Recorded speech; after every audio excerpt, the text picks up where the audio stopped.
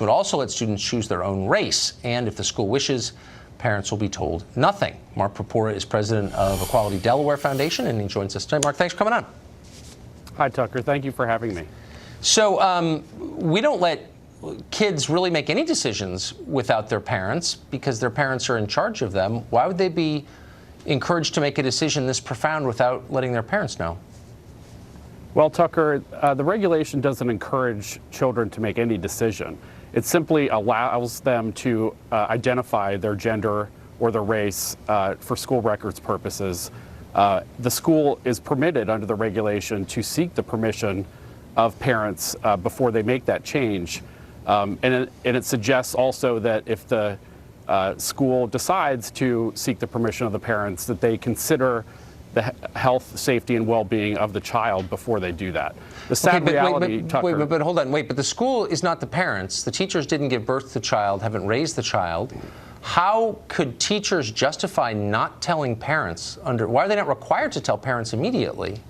Sure, Tucker. The simple fact is that some parents are simply not going to be supportive of their child, and it may endanger the child's safety or well-being to involve that parent in that. Who makes that decision? Who makes that decision?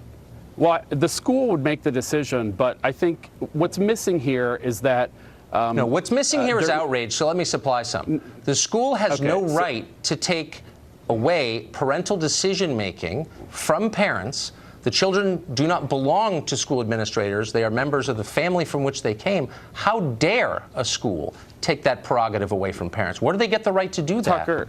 Tucker, they're not taking the prerogative away from parents. Well, obviously they are. First of all, it's only in rare circumstances that a school would come to a determination that involving the parent is going to endanger the safety and well-being of the child. But who has the right to decide that? Hold on, wait, slow down. Who has the right to decide that, and where does that right come from? Where does a school administrator have the right to override parental judgment in the case of a child? Tucker, it's not about overriding parental judgment. Well, of course it is.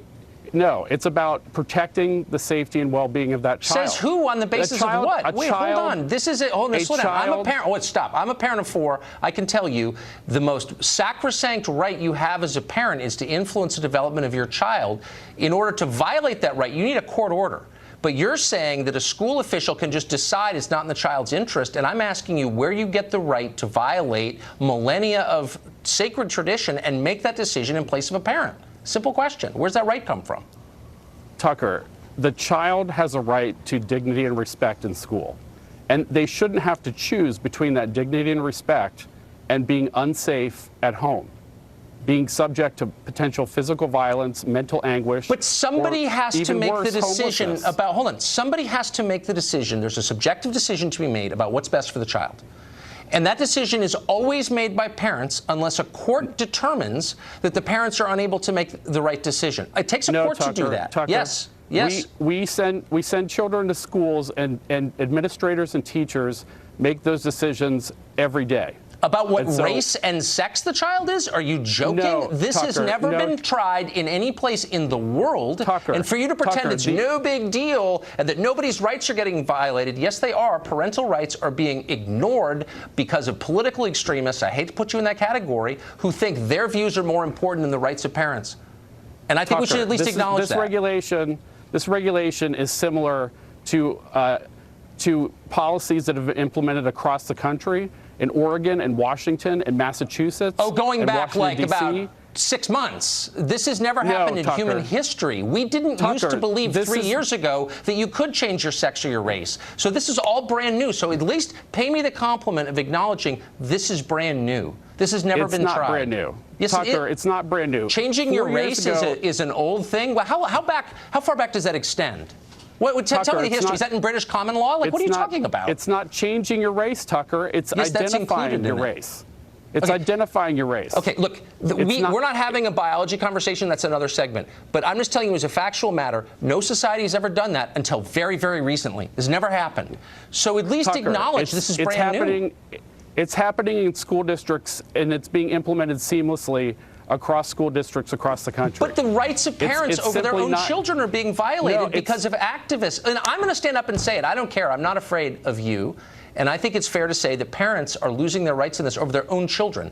And I think that that's something we need to think about. And I'm sorry Tucker, you disagree. I think that we are on the same page that parental involvement is very important. It's only in very rare circumstances But who makes that decision? And where do they get the right to make that decision? I don't know if you have children, but can I just say, I don't like the way you're parenting, and I think it's really in the child's interest to not let you know about a profound life decision that kid is making. I don't think you'd like that. I think you'd need a court order to do that. This does not prohibit communication between the parent and the child. The school hides this from the parent. They have an they're not their children. Those children do not belong to the school. They belong to the family from which they came. I just wish you would acknowledge that, and we could move from there, but you won't.